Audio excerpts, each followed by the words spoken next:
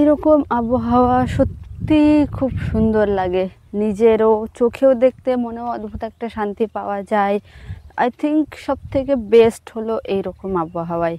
কিন্তু এই যে এইটুকুতেই ভালো লাগে, এর বেশি যখন জোরে জোরে বৃষ্টি পড়ে, মেঘ ডাকে, ঝড় ওঠে, তখন আর ভালো লাগে না।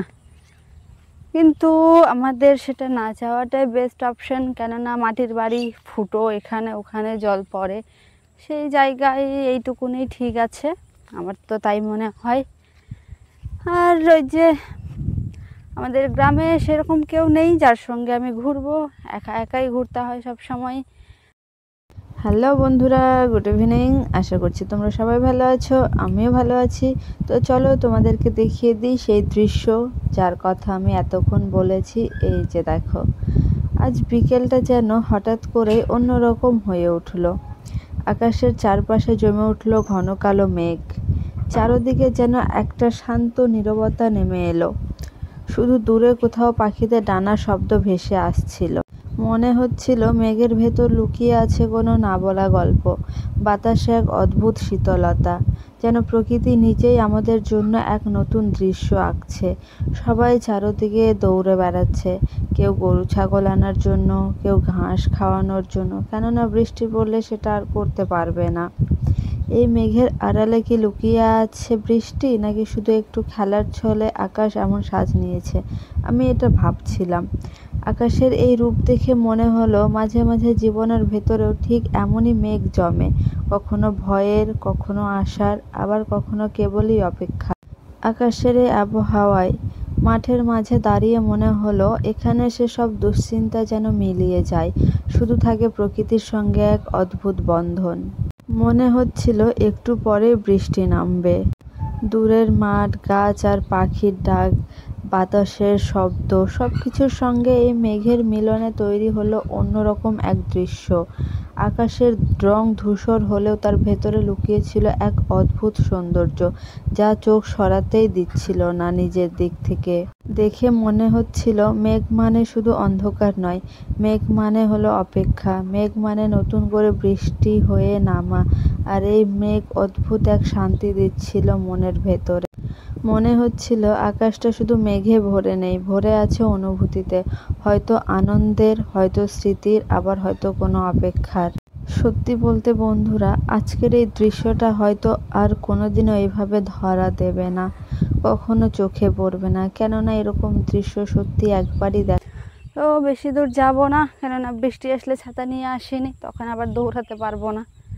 একই তো রাস্তার অবস্থা খুব খারাপ হয়ে আছে, এইভাবে দেখে দেখে না হাঁটলে কখন পড়ে যাব তার কোনো ঠিক নেই। তো এখন যাই বাড়ির দিকে। বাড়ির সমস্ত রোজ তোমাদেরকে একই কাজ দেখানো, আর একই কাজ দেখানো বলাটা ভুল হবে, এটা স্বাভাবিক। মেয়েদের বাড়ির একটাই কাজ থাকে, ঘুরে ফিরে একই কাজ, থালা বাসন ঝাড়ু দেওয়া, গরু ছাগল, এইটুকুনি, এর বাইরে তো কোনো কিছু নেই। তো রোজ রোজ দেখতে তোমাদেরও বোরিং লাগবে, তাই মাঝে মাঝে চেষ্টা করবে এভাবে একটু ঘুরতে বের হওয়ার। যদিও বাইরে কোথাও যেতে পারবো না, গ্রামেই।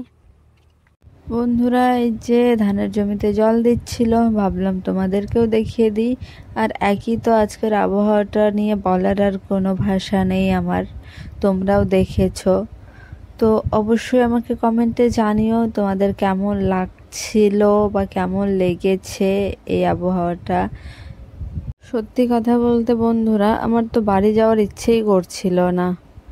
সিরিয়াসলি এত সুন্দর লাগছিল, মানে বলে বোঝাতে পারবো না। দেখো, মনে হচ্ছে হাত বাড়ালেই আকাশটা ছুঁতে পারবো, জাস্ট অসাধারণ লাগছিল। তাই ভাবলাম একটু পুকুর পাড় যাই, ওখান থেকে দেখি কেমন লাগছে, কেননা বাড়ি চলে গেলে তো এই দৃশ্য আর কখনো দেখতে পাবো না, এত সুন্দর।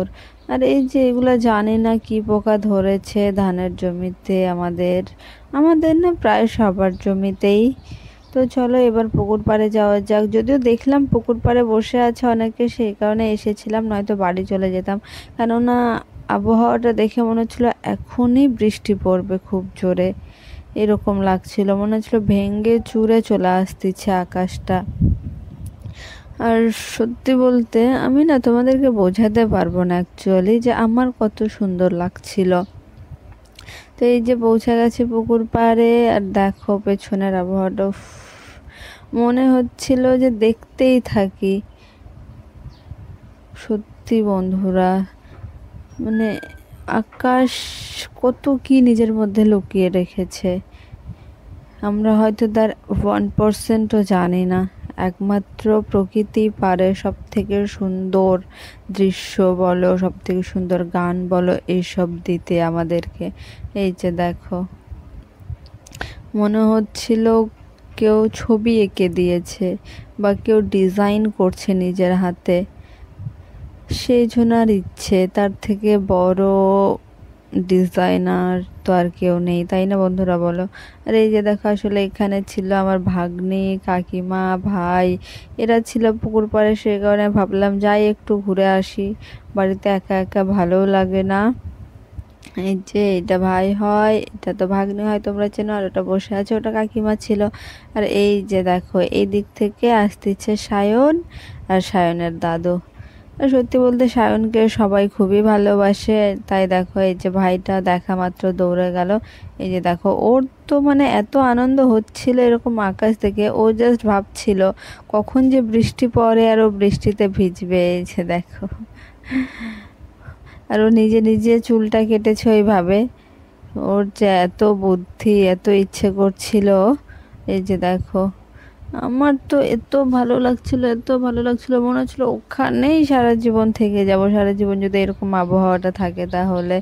দেখো, অদ্ভুত একটা ফিল হচ্ছিল মনের ভেতরে। জেঠু যে ওকে বলছে বাড়ি চলো, বাড়ি চলো, বৃষ্টি আসবে। আর এই যে বৃষ্টিটা শুরু হয়ে গেল, দেখো কত জোরে বৃষ্টিটা পড়ছে, একটুতেই চলে আসলো। এই যে দাদু,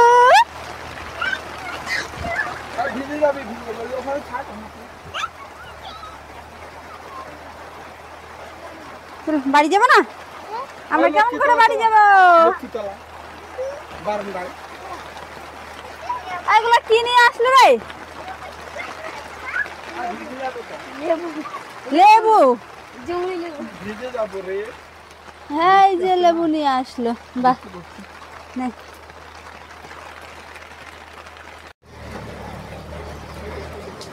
এদিকে হাই বলো, ভিডিও করছি, হাই বলো, হাই বলো, হাই বলো, ভিডিও করছি নাকি?